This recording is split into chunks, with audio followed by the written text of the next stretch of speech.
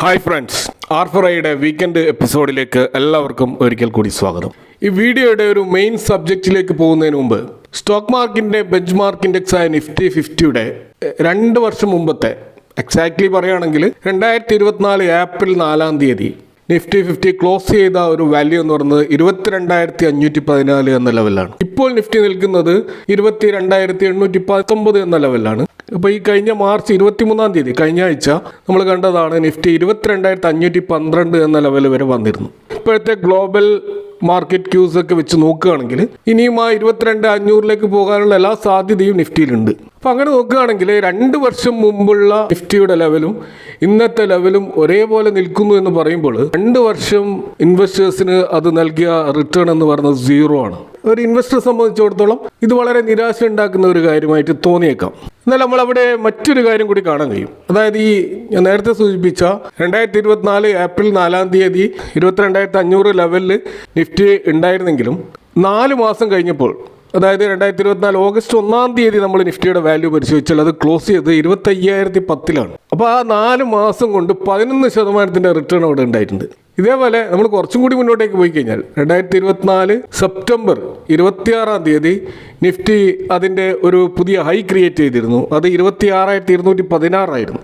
അപ്പോൾ ഏപ്രിൽ മാസം മുതൽ ഈ സെപ്റ്റംബർ മാസം വരെ 2024 തന്നെ ഏകദേശം 7 മാസമാണ് എടുത്തത്. ആ സമയം കൊണ്ടാണ് നിഫ്റ്റി 26,216 എത്തിയത്. 22,500 നിന്ന് 26,216 എത്തിയത്. അപ്പോൾ അവിടെ 16% ഒരു ഗെയിനാണ് 7 മാസം കൊണ്ട് അവിടെ ഉണ്ടായിട്ടുള്ളത്. ഇപ്പോൾ ഞാൻ പറഞ്ഞു 2 വർഷം കൊണ്ട് 0 റിട്ടേൺ ആണ് നിഫ്റ്റി നൽകിയത്. അതേസമയം നമ്മളൊരു ഫിക്സഡ് ഡെപ്പോസിറ്റിലായിരുന്നു ആ പണം ഇട്ടിരുന്നെങ്കിൽ ഒരു 7% ഇൻട്രസ്റ്റ് റേറ്റ് നമുക്ക് കിട്ടിയിരുന്നെങ്കിൽ 2 വർഷം ഏകദേശം 14% റിട്ടേൺ നമുക്ക് കിട്ടുമായിരുന്നു. അപ്പോൾ ആ സ്ഥാനത്താണ് നിഫ്റ്റി 50 ഇൻഡെക്സ് 0 റിട്ടേൺ നൽകിയത് എന്ന് നമ്മളിപ്പോൾ പറയുന്നത്. എന്നാൽ ഇവിടെ ഞാനിപ്പോൾ പറഞ്ഞ ഈ ഒരു ഡാറ്റ വെച്ച് നോക്കുകയാണെങ്കിൽ 7 മാസം കൊണ്ട് 16% റിട്ടേൺ നിഫ്റ്റി നൽകിയിട്ടുണ്ടായിരുന്നു. പക്ഷെ നമ്മൾ ആ സമയത്ത് പ്രോഫിറ്റ് ബുക്ക് ചെയ്തില്ല. ബുക്ക് ചെയ്തിരുന്നെങ്കിൽ FDയേക്കാൾ വലിയ റിട്ടേൺ 2 വർഷം കാത്തു നിൽക്കേണ്ട വെറും 7 മാസം കൊണ്ട് കിട്ടുമായിരുന്നു. എന്നാൽ അന്ന് ബുക്ക് ചെയ്തില്ല, ഓക്കെ, വിട്ടുപോയി. പക്ഷേ പിന്നീട് മാർക്കറ്റ് ഡൗൺ ആയിരുന്നു, കുറേ കാലം ഡൗൺ ആയിരുന്നു. ഏകദേശം 1 വർഷം 10 മാസം എടുത്തുകൊണ്ടാണ് നിഫ്റ്റി രണ്ടാമതും ഈ 26,000 എന്നുള്ള ആ ഒരു ഹൈ, അതിൻ്റെ പുതിയ ഹൈ ക്രിയേറ്റ് ചെയ്തത്. അതായത് 2026 ജനുവരി 2 നിഫ്റ്റിയുടെ വാല്യൂ എന്ന് നോക്കിക്കഴിഞ്ഞാൽ അത് 26,328 ആണ്. അതായത് അവിടെ വീണ്ടും 17% പ്രോഫിറ്റ് ബുക്ക് ചെയ്യാനുള്ള ഒരു അവസരം നമുക്കുണ്ടായി. ഇപ്പോൾ 2 വർഷം പോലും എടുത്തില്ല.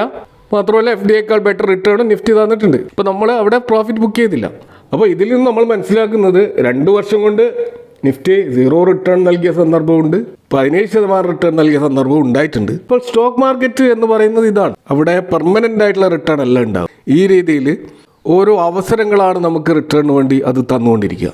പക്ഷേ ഇവിടെ നമ്മൾ മനസ്സിലാക്കേണ്ട കാര്യം, എല്ലാവരും നമ്മളോട് പറയാറുള്ളത് ലോങ് ടേം ഇൻവെസ്റ്റ് ചെയ്യാനാണ്. അപ്പോൾ നിങ്ങളൊരു ലോങ് ടേം ഇൻവെസ്റ്റർ ആണെങ്കിൽ അവിടെ 17% റിട്ടേൺ ഉണ്ടായാൽ പോലും നിങ്ങൾ പ്രോഫിറ്റ് ബുക്ക് ചെയ്യില്ല. അപ്പോൾ 0 റിട്ടേൺ ആണെങ്കിലും നിങ്ങൾ ലോസും ബുക്ക് ചെയ്യില്ല. സ്വാഭാവികമായിട്ടും നിങ്ങളത് ഹോൾഡ് ചെയ്യാണ് ചെയ്യുക. അങ്ങനെയുള്ളവരെ സംബന്ധിച്ചിടത്തോളം ഈ അപ്പ് ആൻഡ് ഡൗൺസ് ഒരു വിഷയമേ അല്ല. എന്നാൽ FDയുമായി കമ്പയർ ചെയ്യുമ്പോൾ 2 വർഷം കൊണ്ട് 14% റിട്ടേൺ കിട്ടിയിട്ടില്ലെങ്കിൽ സ്വാഭാവികമായിട്ടുള്ള ഒരു നഷ്ടബോധം ഏതൊരു ഇൻവെസ്റ്റർക്കും ഉണ്ടാവും. അപ്പോൾ അത്തരമൊരു താരതമ്യം നമ്മുടെ പോർട്ട്ഫോളിയോയും FDയുടെ റിട്ടേണും തമ്മിൽ എപ്പോഴും നമ്മൾ താരതമ്യം ചെയ്തുകൊണ്ടേയിരിക്കും. ഇപ്പോൾ നേരത്തെ പറഞ്ഞ ഉദാഹരണം വെച്ച് നോക്കുകയാണെങ്കിൽ നമ്മൾ ഈ കഴിഞ്ഞ 2 വർഷം കോൾ ഇന്ത്യ എന്ന സ്റ്റോക്കിലായിരുന്നു ഇൻവെസ്റ്റ് ചെയ്തതെങ്കിൽ അതിൻ്റെ ഒരു ഹിസ്റ്റോറിക്കൽ ഡിവിഡൻഡ് റിട്ടേൺ നമ്മൾ നോക്കുകയാണെങ്കിൽ 8% മുതൽ 10% വരെയാണ്. അപ്പോൾ 2 വർഷം കൊണ്ട് എന്തായാലും നമുക്കൊരു 16% കൂടുതലുള്ള റിട്ടേൺ ഉറപ്പാണ്.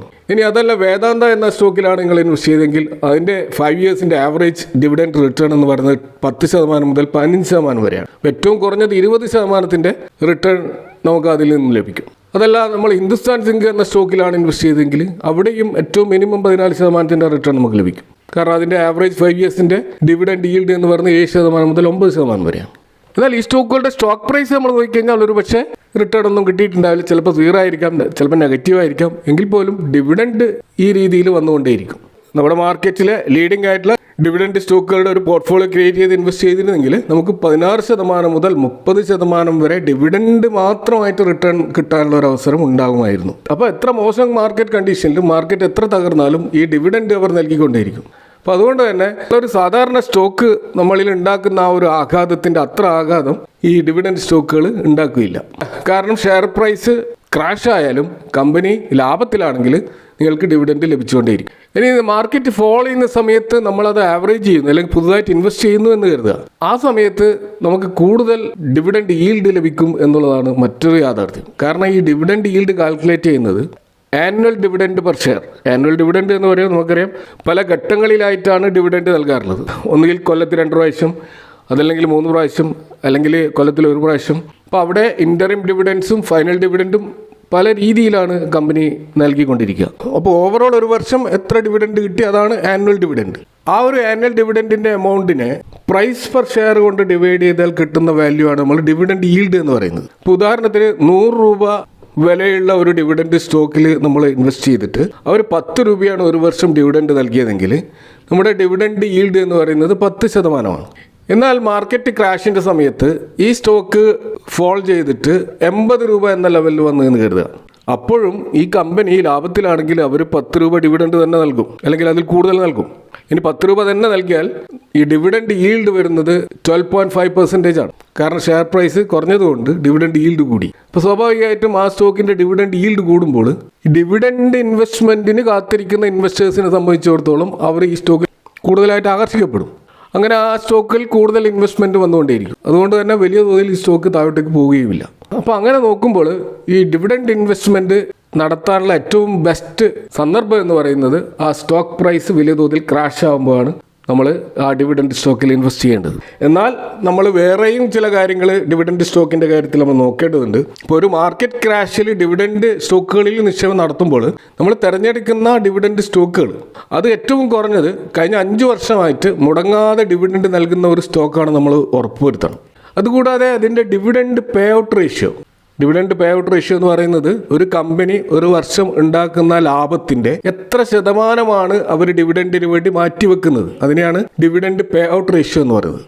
അപ്പോൾ ഇത് ഒരു 35 മുതൽ 55% മാറ്റിവെക്കുന്നതാണ് ഒരു ഐഡിയൽ ആയിട്ടുള്ള ഒരു പേ ഔട്ട് റേഷ്യോ. എന്നാൽ പല സ്റ്റോക്കുകളും അതിൻ്റെ ഗ്രോത്തിൻ്റെ ആ ഒരു പേസിൽ അവരുടെ ബിസിനസ് എക്സ്പാൻഷന് വേണ്ടി ധാരാളം പണം ആവശ്യമുള്ളതുകൊണ്ട് പ്രോഫിറ്റിൻ്റെ വലിയൊരു ഭാഗം ഡിവിഡൻഡ് കൊടുക്കാൻ അവർ മുതിരുകയില്ല. എങ്കിലും ഒരു 40% താഴെയാണ് ഡിവിഡൻഡ് പേ ഔട്ട് റേഷ്യോ എങ്കിൽ ആ സ്റ്റോക്ക് ഒരു പൊട്ടൻഷ്യൽ ഗ്രോത്ത് കാണിക്കുന്ന ഒരു സ്റ്റോക്കായിരിക്കും. എന്നാൽ 40-60% പേ ഔട്ട് റേഷ്യോ എങ്കിൽ അതും ഒരു ഹെൽത്തി ആയിട്ടുള്ള അല്ലെങ്കിൽ ഒരു ബാലൻസ്ഡ് ആയിട്ടുള്ള ഒരു പേ ഔട്ട് റേഷ്യോ ആണ്. എന്നാൽ 75% കൂടുതലാണ് പേ ഔട്ട് റേഷ്യോ എങ്കിൽ ആ സ്റ്റോക്കിൽ യഥാർത്ഥത്തിൽ ഫ്യൂച്ചർ ഗ്രോത്ത് പൊട്ടൻഷ്യൽ വളരെ കുറവായിരിക്കും. അതിൻ്റെ ഗ്രോത്ത് ഒരു സാച്ചുറേറ്റ് ലെവലിൽ എത്തിയ ഒരു സ്റ്റോക്കായിരിക്കും. അപ്പോൾ അത്തരം കാര്യങ്ങളും കൂടി നമുക്ക് പരിഗണിക്കാവുന്നതാണ്. അതുകൂടാതെ നമ്മൾ ഇൻവെസ്റ്റ് ചെയ്യുന്ന സ്റ്റോക്കിൻ്റെ സെക്ടറുകളും വളരെ പ്രധാനപ്പെട്ടതാണ്. അതൊരു ഡിഫെൻസീവ് സെക്ടർ ആകുന്നതാണ് ഏറ്റവും നല്ലത്. ഇപ്പോൾ FMCG പോലെ ഫാർമ പോലെയുള്ള, അതല്ലെങ്കിൽ IT, യൂട്ടിലിറ്റി, ഇലക്ട്രിസിറ്റി, ഗ്യാസ് മേഖലയിലുള്ള അത്തരം സെക്ടറുകൾക്ക് മുൻഗണന കൊടുക്കുന്നതാണ് ഏറ്റവും നല്ലത്. കാരണം ഇത് ഒരു മനുഷ്യ ജീവിതത്തിൽ ഒഴിച്ചുകൂടാനാവാത്ത കാര്യങ്ങളാണ്. ഭക്ഷണം, മരുന്ന്, അതുപോലെ വൈദ്യുതി, ഗ്യാസ് എന്നൊക്കെ പറയുന്നത്. അപ്പോൾ ആ സ്റ്റോക്കുകൾ ഒരു ഡിഫെൻസീവ് സെഗ്മെൻറ്റിലെ സ്റ്റോക്കുകളാണ്. ലോങ് ടേമിൽ ഈ സ്റ്റോക്കുകൾ വലിയ തോതിൽ താഴോട്ടേക്ക് പോകാനുള്ള സാധ്യത കുറവാണ്. ഇതേപോലെ തന്നെ നമുക്ക് ഡിവിഡൻഡ് കിട്ടുമ്പോൾ ആ ഡിവിഡൻഡ് പൂർണ്ണമായിട്ടും നമ്മുടെ ആവശ്യത്തിന് ഉപയോഗിക്കുന്നതിന് പകരം നമ്മൾ ആ ഡിവിഡൻഡ് ഉപയോഗിച്ച് അതേ സ്റ്റോക്കുകൾ തന്നെ വില കുറഞ്ഞിരിക്കുമ്പോൾ റീഇൻവെസ്റ്റ് ചെയ്യുകയാണെങ്കിൽ ലോങ് ടേമിൽ അത് നേട്ടം മൾട്ടിപ്ലൈ ചെയ്യാനുള്ള സാധ്യതയാണ് കൂടുതലുള്ളത്. അപ്പോൾ അവിടെ ഒരു കോമ്പൗണ്ടിങ് എഫക്റ്റും ഉണ്ടാവും. ഇതുകൂടാതെ മറ്റൊരു പ്രത്യേക കാര്യം നമ്മൾ ശ്രദ്ധിക്കേണ്ടത്, ഉയർന്ന ഡിവിഡൻഡ് അല്ലെങ്കിൽ ഹൈ ഡിവിഡൻഡ് ഈൽഡ് ഉണ്ട് എന്നതുകൊണ്ട് മാത്രം നമ്മളൊരു സ്റ്റോക്കിൽ ഇൻവെസ്റ്റ് ചെയ്യാൻ കഴിയില്ല. കാരണം കമ്പനിയുടെ ബിസിനസ് മോശമായാൽ അതിൻ്റെ പ്രൈസ് ഇടിയുമ്പോൾ ഡിവിഡൻഡ് ഈൽഡ് കൂടുതലായിട്ട് തോന്നാം. ഇതിനെ നമ്മൾ ഡിവിഡൻഡ് ട്രാപ്പ് എന്ന് വിളിക്കാറുണ്ട്. അപ്പോൾ കമ്പനിയുടെ കടബാധ്യതകൾ, അതിൻ്റെ പ്രോഫിറ്റബിലിറ്റി, ഇതൊക്കെ നമ്മൾ പരിശോധിക്കേണ്ട ഘടകങ്ങൾ തന്നെയാണ്. ഇപ്പോൾ മാർക്കറ്റിൽ നമ്മൾ ഹൈ ഡിവിഡൻഡ് പേ ചെയ്യുന്ന ചില സ്റ്റോക്കുകളുടെ ഒരു പെർഫോമൻസ് നമ്മൾ നോക്കിക്കഴിഞ്ഞാൽ, ഇപ്പോൾ കോൾ ഇന്ത്യ അത് 8 മുതൽ 10% വരെയാണ് അതിൻ്റെ 5 ഇയേഴ്സിൻ്റെ ആവറേജ് ഡിവിഡൻഡ് ഈൽഡ്. അതുപോലെ അവരുടെ ഒരു പേ ഔട്ട് റേഷ്യോ വളരെ ഹൈ ആണ്. 50% മുതൽ 70% വരെ അതിൻ്റെ പേ ഔട്ട് റേഷ്യോ ഉണ്ട്. മറ്റൊന്നാണ് വേദാന്ത, അത് 10% മുതൽ 15% വരെയാണ് അവരുടെ ഡിവിഡൻഡ് ഈൽഡ്. 60% മുതൽ 90% വരെ ഇതിൻ്റെ പേ ഔട്ട് റേഷ്യോ കാണാൻ പറ്റും. മറ്റൊന്നാണ് ഹിന്ദുസ്ഥാൻ സിങ്ക്, 7% മുതൽ 9% വരെയാണ് ഇവരുടെ ഡിവിഡൻഡ് ഈൽഡ്. ഇതിൻ്റെയും പേ ഔട്ട് റേഷ്യോ വളരെ ഹൈ ആണ്. 80% മുതൽ 100% വരെയാണ് പേ ഔട്ട് റേഷ്യോ. മറ്റൊരു ഹൈ ഡിവിഡൻഡ് ഈൽഡ് നൽകുന്ന സ്റ്റോക്കാണ് ONGC, 5% മുതൽ 7% വരെയാണ് ഇതിൻ്റെ ഡിവിഡൻഡ് ഈൽഡ്. ഇതിൻ്റെ പേ ഔട്ട് റേഷ്യോ വളരെ ഐഡിയൽ ആയിട്ടുള്ള അല്ലെങ്കിൽ ബാലൻസ്ഡ് ആയിട്ടുള്ള ഒരു പേ ഔട്ട് റേഷ്യോ ആണ്. 35% മുതൽ 45% വരെയാണ്. മറ്റൊന്നാണ് പവർ ഗ്രിഡ്. പവർ ഗ്രിഡും 5% മുതൽ 6% വരെയാണ് അതിൻ്റെ ഡിവിഡൻഡ് ഈൽഡ്. ഇതിൻ്റെയും പേ ഔട്ട് റേഷ്യോ 55% മുതൽ 65% വരെയാണ്. ഇനി മറ്റൊരു കാര്യം നമ്മുടെ ഡിവിഡൻഡ് സ്റ്റോക്കിൻ്റെ കാര്യത്തിൽ ശ്രദ്ധിക്കേണ്ടത്, അതിൻ്റെ ലാഭം എന്ന് പറയുന്നത് ഡിവിഡൻഡ് ഈൽഡും സ്റ്റോക്ക് പ്രൈസിലുള്ള അപ്രിസിയേഷനും കൂടി വരുന്നുണ്ട്.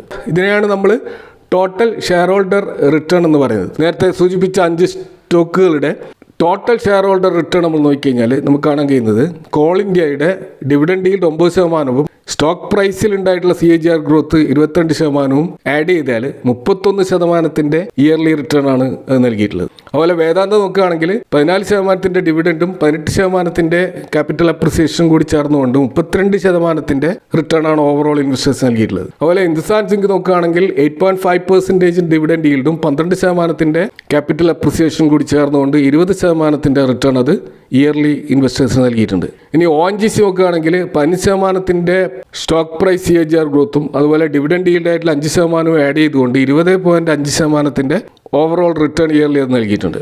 അതുപോലെ പവർ ഗ്രിഡ് നോക്കുകയാണെങ്കിൽ 5.2% ആണ് അതിൻ്റെ ഡിവിഡൻഡ് ഈൽഡ്. അതേപോലെ 19% സ്റ്റോക്ക് പ്രൈസിൽ ഉണ്ടായിട്ടുള്ള ആവറേജ് ഗ്രോത്ത്. 24% റിട്ടേൺ ആണ് ഓരോ ഇയറിലും അത് നൽകിയിട്ടുള്ളത്.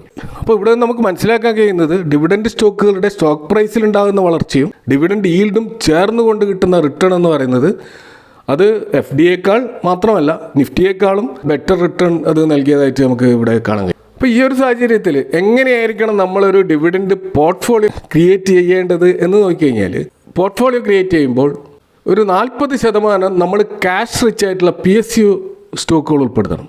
ഇപ്പോൾ PSU സ്റ്റോക്കുകളാണ് ഏറ്റവും കൂടുതൽ ഡിവിഡൻഡ് നൽകുന്നത്. അതിൻ്റെ ഒരു കാരണം ഗവൺമെൻറ് ഈ സ്റ്റോക്കുകളെ ഒരു വരുമാന മാർഗമായിട്ട് കാണുന്നുണ്ട്. അതുകൊണ്ട് തന്നെ വലിയ തോതിലുള്ള ഡിവിഡൻഡ് എപ്പോഴും ഗവൺമെൻറ് പ്രഖ്യാപിക്കും. അപ്പോൾ അതിൻ്റെ ഒരു ബെനിഫിറ്റ് ഇൻവെസ്റ്റേഴ്സിന് കിട്ടും.